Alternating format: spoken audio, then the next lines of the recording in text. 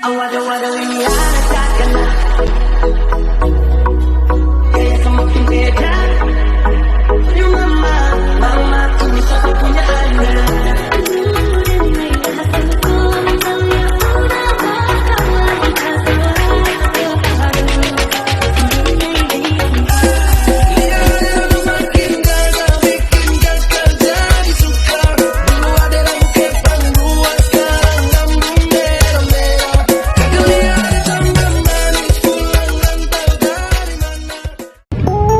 Assalamualaikum warahmatullahi wabarakatuh.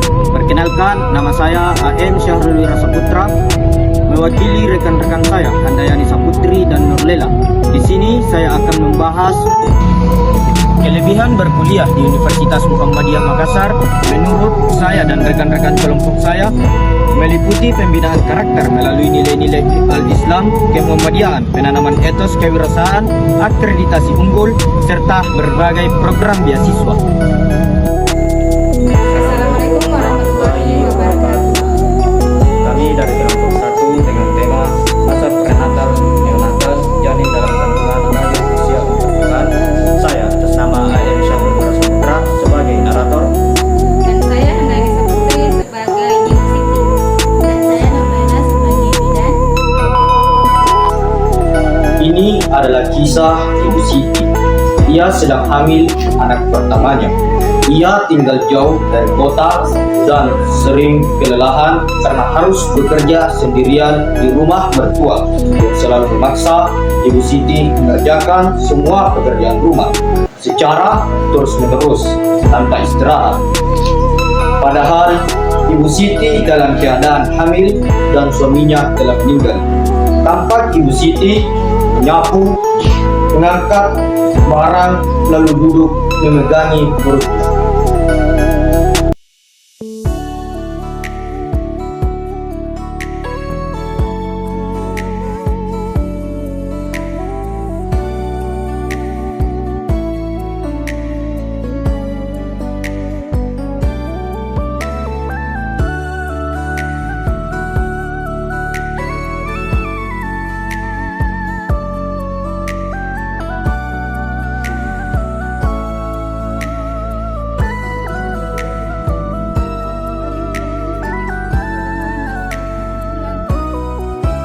Assalamualaikum Bu.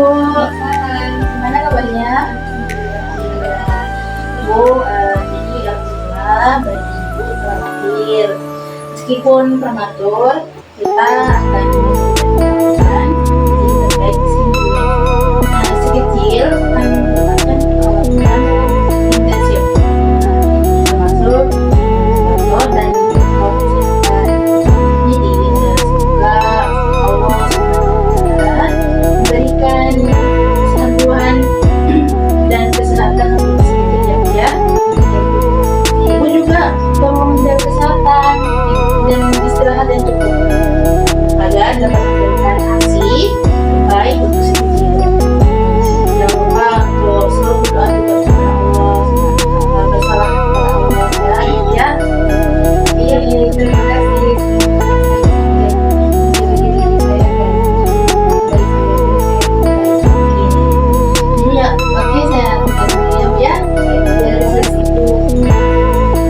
Ibu Siti tidak rutin periksa ke bidan karena dilarang mertuanya dengan alasan biaya dan jaraknya jauh.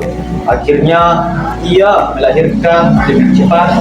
Bayi yang kecil hanya 1,8 kilo dan harus masuk inkubator.